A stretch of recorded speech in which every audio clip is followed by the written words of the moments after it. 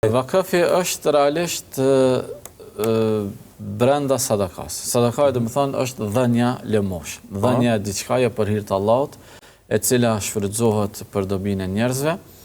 Por vakafi është specifiku brenda kësaj dhenje, duke pas parasysh se kryesisht sadakaja është me gjëra që konsumohen. Ushqim, parat të cilat blehet me to ushqim, gjëra të nevojshme për jetë, rroba e kështu me radhë, të cilat me kalimin e kohës konsumohen, harxhohen edhe do të thonë ndoshta edhe asgjësohen.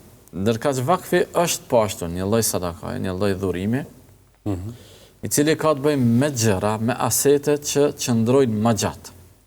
Pra se edhe asetet, edhe toka si tokë, dikur mundet me u shkatërru, me arë ndonjë tërmeta diçka, por që zakonisht mendohet të ketë afat më të gjatë, të ketë jetë gjatësi më të madhe, se sa dhuratat, lëmoshat e qastit.